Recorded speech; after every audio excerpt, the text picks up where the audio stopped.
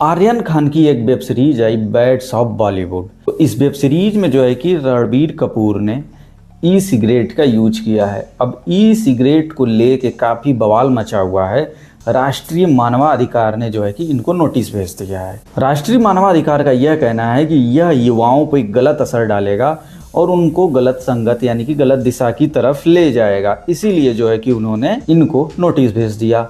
अब WHO ने 2014 में सभी देशों से यह कहा था कि आप लोग अपने देशों में ई सिगरेट को लेके सख्त नियम बनाइए या फिर आप लोग ई सिगरेट को तुरंत ही बैन कर दीजिए। अब इसको देखते हुए कई देशों ने जैसे ब्राज़ील, थाईलैंड, इन्होंने तो बैन कर दिया, मगर अमेरिका ने कुछ सख्त नियम भी बना दिए अपने देशों के लिए। उन्होंने जो है कि फ्लेवर्ड ई सिगरेट को बैन कर दिया वहाँ पे।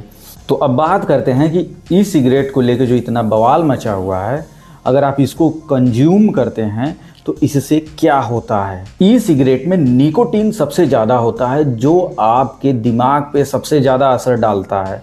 यह आपके याद करने की क्षमता को घटाता है। इसीलिए जो है कि ई सिगरेट को बैन करने की सबसे बड़ी वजह तो यही है।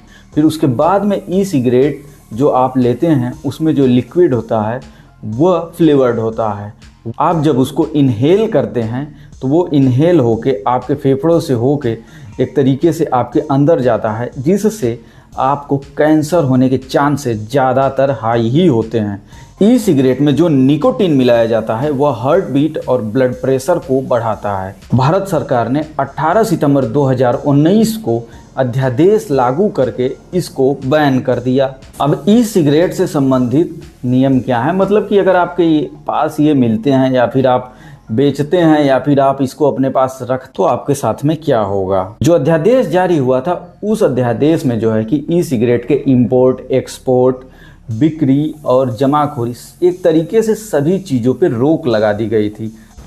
अगर आप ई सिगरेट से संबंधित नियमों का उल्लंघन करते हैं तो आपको 1 साल की जेल या फिर 1 लाख रुपए तक का जुर्माना हो सकता है, या फिर कुछ विपरीत परिस्थितियों में आपको दोनों भरने पड़ सकते हैं। जेल भी जाएंगे, जुर्माना भी देंगे आप, अगर यही गलती आप दोबारा करते हैं, क्योंकि आदमी तो फिर उसके बाद में आपको जो है कि 3 साल की जेल और 5 लाख रुपए तक का जुर्माना हो सकता है।